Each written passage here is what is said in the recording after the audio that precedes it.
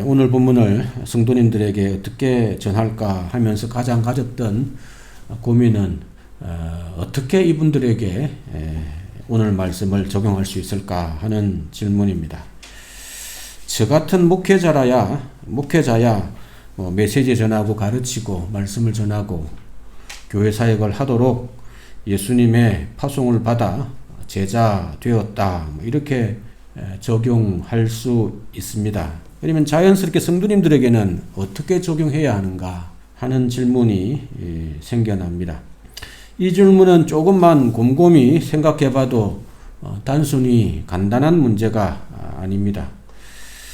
모든 성도님들이 오늘 본문처럼 파송받은 70명의 제자들과 같은 사명을 이어받았다라고 한다면 모든 성도님들이 하시고 있는 모든 일들이 우리가 예수님의 제자 되었다는 것과 여러분의 가정과 일상의 삶이 어떻게 관련이 있는지를 밝혀야 구체적으로 적용이 될 수 있기 때문입니다. 이걸 밝히지 않으면 일상의 가정과 일과 우리의 삶의 의미가 제자 되었다는 것과 어떻게 관련되었다 하는 것을 밝히지 않으면 우리의 사역, 여러분의 사역은 교회당 안에 갇히고 말 것입니다. 그래서 저는 이렇게 질문하면서 말씀을 시작하려 합니다. 성도님들도 파송받은 제자일 수 있습니까? 그렇다면 우리의 사역지는 어디까지입니까? 성도님들도 저와 같이 교회 사역에만 전념해야 합니까? 복음 사역에만 전념해야 합니까? 아니면 성도님들의 사역은 교회이기도 하면서 동시에 교회 밖 가정과 일터로 이어지고 있습니까? 우리가 이 땅에서 하는 모든 일, 교회만이 아니라 이 땅에서 하는 모든 일은 오늘 파송받은 자의 삶, 제자의 삶과 어떤 관련이 있습니까? 오늘 본문을 우리 모두에게 어떻게 적용해야 합니까? 첫째로 우리 또한 파송받은 제자들인가 하는 질문입니다. 오늘 본문에 예수님께서 제자들을 파송하실 때는 예수님께서 십자가에서 죽기 전까지 6개월 정도 채 남아 있지 않았을 때입니다. 자신이 떠난 이후에 제자들이 스스로 사역할 수 있도록 예수님은 훈련시켜야, 마무리해야, 다듬어야 할 때가 되었습니다. 그래서 70명의 제자를 따로 세우시고 둘씩 짝지워 각 동네로 현장 실습 보내신 것이 오늘 본문입니다. 오늘 본문 1, 2절을 보시면 이렇게 나와 있습니다. 그 후에 주께서 따로 70인을 세우사 친히 가시려는 각 동네와 각 지역으로 둘씩 앞서 보내시며 이르시되 추수할 것은 많되 일꾼이 적으니 그러므로 추수하는 주인에게 청하여 추수할 일꾼을 보내주셔서 하라 라고 말씀하셨습니다. 저의 관심, 우리의 관심은 우리 또한 이 제자들이 받은 파송의 사명, 제자들의 사명을 오늘 우리도 여기에서 이어받고 있는 제자인가 하는 것입니다. 우리 또한 이 사명을 이어받고 있는 제자라는 사실을 확인하려면 초대교회에서 사용된 제자의 개념이 무엇인가, 제자라는 말의 쓰임새를 확인해 보면 알 수 있습니다. 여기에 나오는 제자만이 아니라 초대교회에 처음 예수 믿었던 사람들도 똑같이 제자라고 불렀다고 한다면 지금 우리에게도 이 제자의 사명은 이어지고 있다라고 결론 내릴 수 있습니다. 두 절만 찾아보겠습니다. 사도행전 11장 26절입니다. 이 구절은 사도 바울과 바나바가 바울을 데리고 가서 안디옥에서 교회를 세웠다, 성도들을 가르쳤다 하는 내용입니다. 안디옥에 데리고 와서 둘이, 바나바와 바울이죠, 교회에 1년간 모여 있어 큰 무리를 가르쳤고 제자들이 안디옥에서 비로소 그리스도인이라 일컬음을 받게 되었다라는 말씀입니다. 이 기록을 잘 보면 제자들, 곧 그 사람들을 뭐라고 이야기했는가? 그리스도인이다, 처음 칭하게 되었다 라는 말씀입니다. 이 단어에 제자들이란 단어, 그리스도인이란 단어의 두 쓰임새를 잘 보시면 동일한 사람이다 하는 것을 부정할 수가 없습니다. 확실합니다. 제자들을 곧 그리스도인이라 칭했다 라는 것이죠.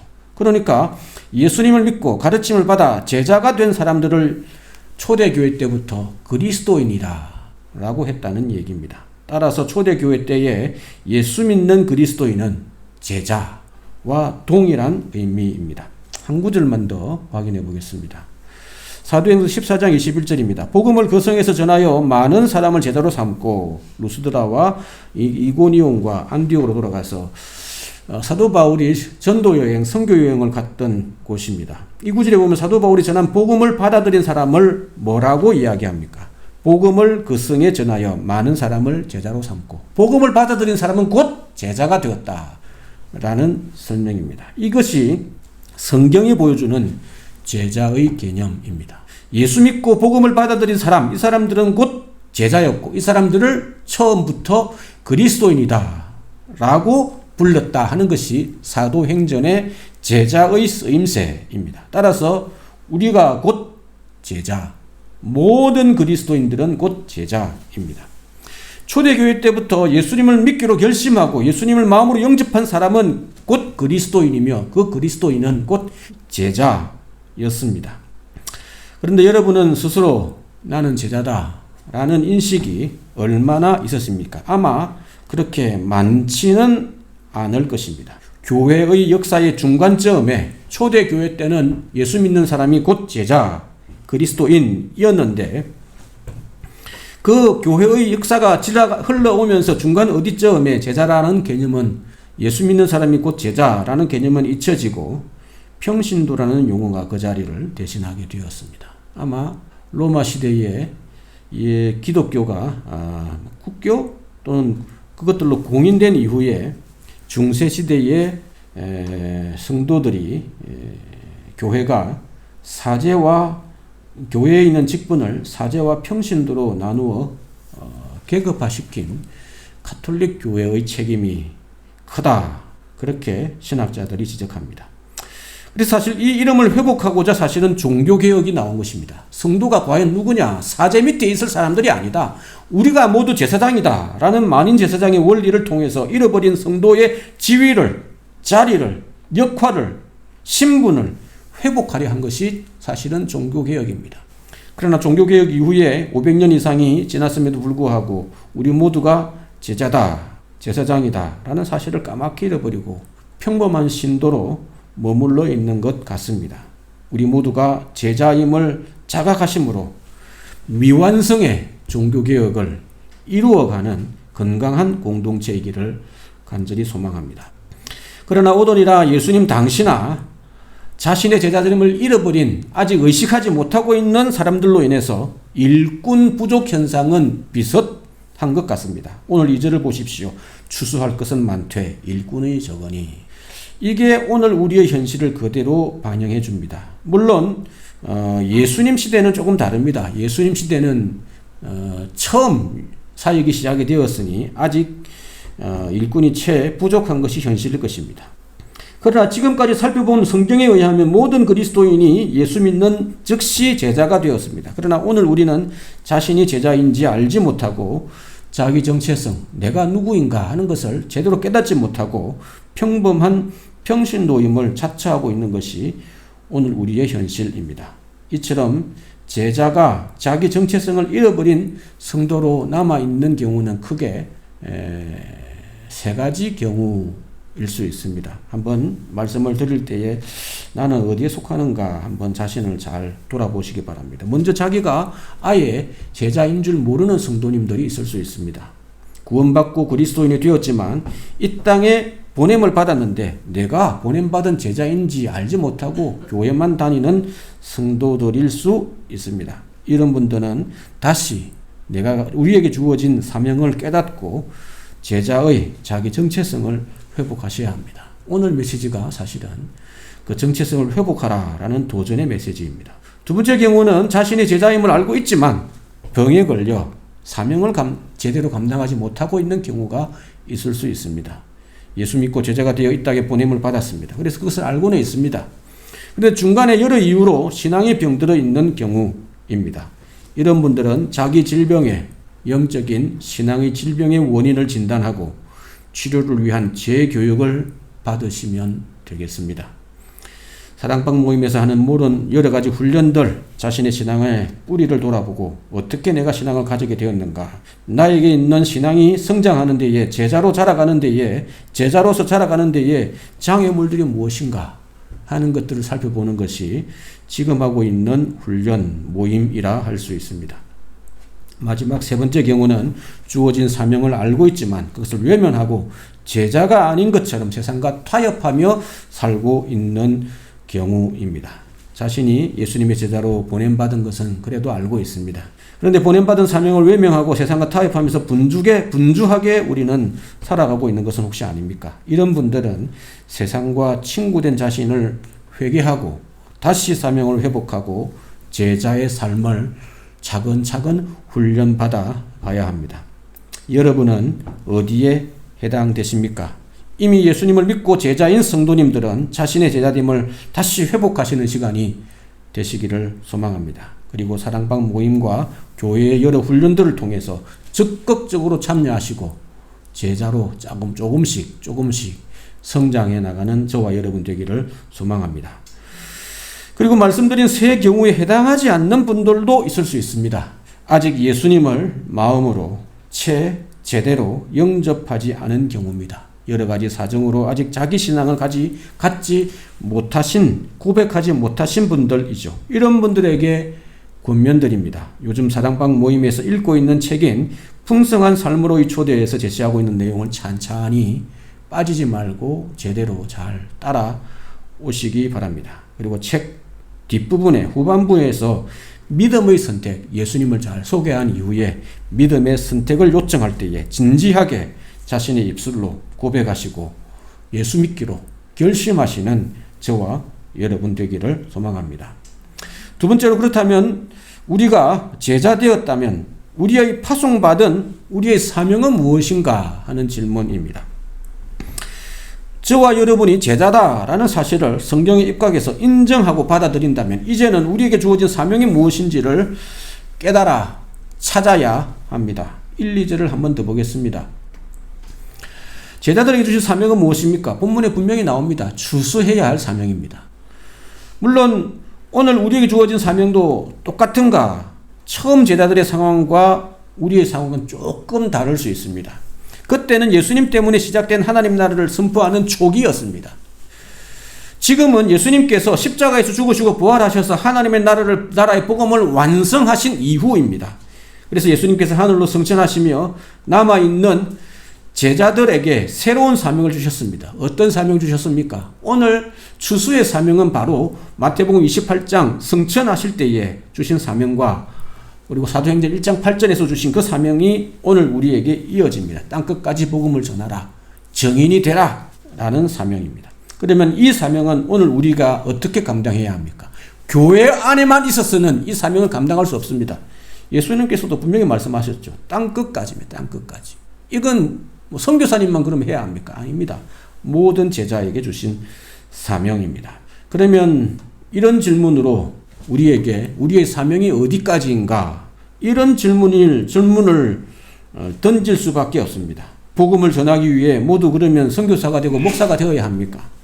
교회 사역은 나에게 무엇이고 가정은 우리의 사명과 어떤 관련이 있고 나의 사명과 어떤 관련이 있고 내가 하는 일은 나의 사명과 어떤 관련이 있는지 질문하고 답을 찾아야 나에게 이 질문이 제자의 사명이 적용되어질 것입니다. 이 질문들이 해결되지 않으면 여러분의 신앙은 항상 물가에서 겉돌게 되고 말 것입니다.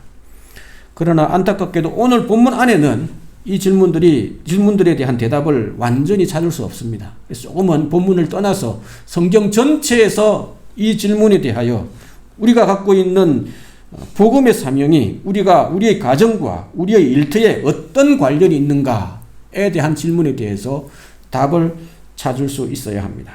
오늘 우리가 살아가는 삶의 현장인 가정과 일에 대한 성경적 관점이 성경 전체에서 우리가 하고 있는 모든 일에 대하여 가정의 일에 대하여 무엇이라고 말씀하는지 그 대답을 성경 전체의 관점에서 찾아야 합니다. 이 관점을 성경적 세계관이라고 이야기합니다. 이 세상에 대한 성경적 관점은 무엇입니까? 가정과 일에 대해서 성경은 뭐라고 이야기합니까? 이 가정에서 그리고 또 세상에서 일터에서 우리의 사명은 무엇이라고 성경은 말씀합니까? 간단히 정리하면 화면과 비슷합니다. 하나님은 이 세상을 창조하시면서 가정을 세우시고 세상을 잘 다스리라 라는 일의 사명을 주셨습니다. 이걸 문화적 사명이라고 칭합니다. 그러나 아담의 불순종으로 인해 가정과 일터가 파괴되었습니다. 아담의 불순종으로 인해서 하나님께서 말씀하고 있는 징계의 명령들을 보면 사람 사이의 관계가 파괴되고 자연이 신음하게 된다. 그런 얘기를 하고 있는 것입니다. 그래서 하나님을 떠난 가정과 일터는 사람들의 이기심과 욕심으로 인해 소외되고 남편이 아내를, 아내가 남편을, 자녀가 어머니를, 자녀들이 가정에서 상처를 받는 모습으로 나타나고 있는 것입니다. 이게 오늘 우리가 처한 가정과 일터의 현실입니다. 그러면 예수님의 복음은 어떤 의미가 있습니까? 예수님의 복음은, 예수님의 사역은 에덴 동산에서 파괴된 하나님과 우리의 관계를 회복하는 십자가의 사역입니다. 하나님과의 관계가 회복되기 시작하기 때문에 다른 사람과의 관계도, 자연과의 관계도, 우리의 일터도, 가정도 조금씩 우리에 의해서 회복되어 가야 할 사명이 우리에게 주어진 것입니다. 그래서 우리가 예수님을 믿을 때에 하나님과 인간 사이의 파괴된 관계를 회복하고 하나님의 자녀가 되고 그 하나님의 자녀가 된 우리가 이 세상을 조금씩 변화시켜 가야 하는 것입니다. 이것이 창조, 타락, 그리고 예수님의 구원에 의한, 구속에 의한 회복, 이것을 성경적 관점이다 라고 이야기합니다. 그렇다면 이렇게 예수 믿고 제자가 된 우리에게 주어진 사명은 무엇입니까? 앞에서 말씀드렸습니다. 예수님의 제자가 된 우리의 사명은 하나님께서 창조시에 원래 의도하셨던 가정, 의도하셨던 이 세상을 예수 믿는 신자가 되어 복음을 들고 원래 창조된 모습으로 회복시켜가는 재창조의 사명이 우리에게 주어진 것입니다. 이것이 원래 의도하셨던 가정에서, 일터에서 그 역할을, 우리에게 주어진 역할을 회복시켜 나가는 복음과 문화의 사명이 예수 믿는 우리에게 주어졌습니다. 그러나 우리가 이 사명을 온전히 감당하기에는 현실에 어려움이 많습니다. 제자로서 복음의 사명을 감당하려 하니 가정과 일터의 사명이 소홀해지기도 합니다. 반대로 가정과 일터에서의 사명을 감당하려니 복음과 제자의 사명이 소홀할 때도 있습니다. 저는 이게 사단의 속임수, 전략이 아닐까 합니다. 복음의 사명과 가정과 일터의 사명 셋 다 감당하지 못하도록 우리의 관심을 따로따로 찢어 분리시키는 것입니다. 이걸 이원론이라고 합니다. 쉽게 설명해서 그렇습니다. 교회 일은 거룩하고 세상에 사는 우리의 일터는 악한 것이다. 아닙니다. 아담이 타락하기 전에, 범죄하기 전에 하나님께서 세상을 다스리라 라는 이의 사명을 우리에게 주셨기 때문입니다. 복음의 사명만 거룩하다고 착각하거나 가정과 일은 신앙과 무관하다라고 분리하는 것이 이원론입니다. 여러분 어떻습니까? 복음이 먼저입니까? 가정이 먼저입니까? 일이 먼저입니까? 공부가 먼저입니까? 보통 복음이 먼저다라고 가르칩니다. 그러나 저는 여러분들에게 관점의 변화를 요청합니다. 왜냐하면 성경이 그렇게 이야기하지 않고 있기 때문입니다. 우리가 어떻게 살을지, 어떻게 공부할지, 어떻게 직업생활을 해야 할지, 어떻게 가정을 세워야 할지, 어떻게 일터에서 살아야 할지 모든 것을 그리스도의 이름으로 거룩하게 최선을 다하여 하라 라고 말씀하고 있기 때문입니다. 예수의 제자인 우리는 어느 것도 포기하면 안 됩니다. 우리에겐 복음도, 우리에겐 가정도, 우리에겐 일도 모두 거룩한 사명입니다. 물론 직분과 상황에 따라 우선순위는 조금씩 다를 수 있습니다. 지금 저에게는 가정이 제일 우선이고 그 다음 일이 곧 사명이고 사명이 곧 일인, 복음과 일이 하나인 사역을 감당하고 있는 목회자입니다. 그리고 성도님들 여러분들에겐 가정이 우선되고 일과 교회는 어떤 때는 교회가 우선될 때도 있고 어떤 분에게는 일이 우선될 때도 있을 수 있습니다. 그러나 어느 하나 포기하거나 분리하면, 터부시하면, 내려놓으면 안 됩니다. 그렇게 되면 세상 따로, 신앙 따로, 일 따로 되어버리게 되는 것입니다. 신앙과 사명의 관점에서 가정과 일을 변혁시켜가는 것이, 회복시켜가는 것이 성경적 관점입니다. 이것이 성경은 가정사역이다 라고 이야기하고 이것이 일터신앙이다 라고 표현할 수 있을 것 같습니다. 하나님은 우리를 예수의 제자인 우리를 가정의 제사장으로, 일터의 제사장으로 부르셨습니다.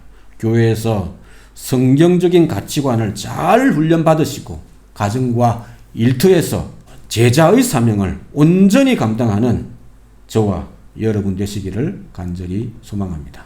마지막 세 번째로 어떤 질문에 답해야 오늘 우리의 삶이 회복을 하는 제자의 사명으로 감당되겠습니까? 우리가 파송받은 곳에서 사명을 잘 감당하려면 무엇이 필요한가 하는 내용입니다. 오늘 본문에 예수님께 제자들을 파송하시며 당부하신 메시지를 보면 우리가 이 세상에서 우리의 사명을 어떤 사명이든지 감당할 때 무엇이 필요한가 하는 것을 보여줍니다. 3절이죠. 어린 양을 이리 늑대입니다. 이리 가운데로 보냄과 같도다. 우리가 살아가는 세상이 바로 이런 곳입니다. 늑대들이 무리 속에 던져진 어린 양이 처한 현실입니다. 조그마한 약점 하나를 보이면 온갖 사람들이 물고 떴습니다. 친구들이 시기 질투합니다. 직장 생활은 뭐 어디 쉽습니까? 여러 사람이 많습니다. 사업하기는 또 어디 쉽습니까? 경쟁하는 사람들이 서로 이기려고 난립니다. 전쟁터입니다. 교회 안에서는 자신의 부족함을 보여도 그나마 조금 사랑으로 품어줍니다. 참아줄 수 있습니다. 그러나 세상은 다릅니다.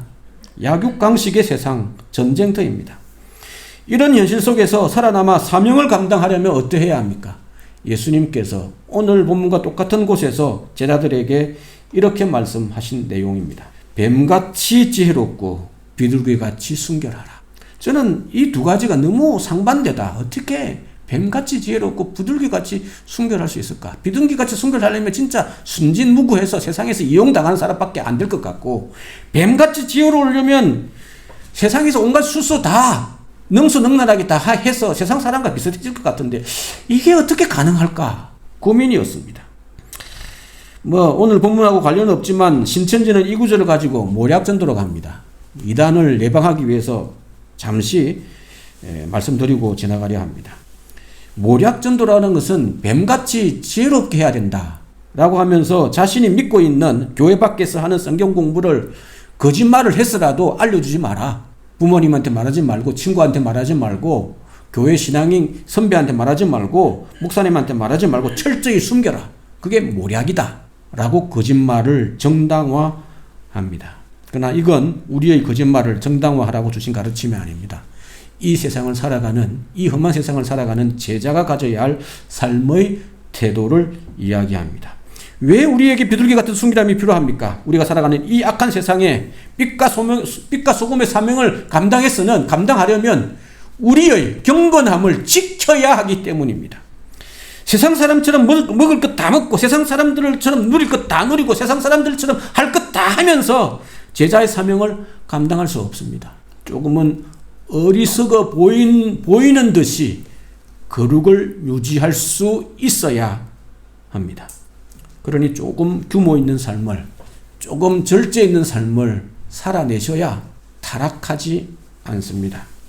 우리의 순결함을 지킴으로 세상을 살맛나게 만드는 소금과 같은 맛을 내는 제자이기를 소망합니다.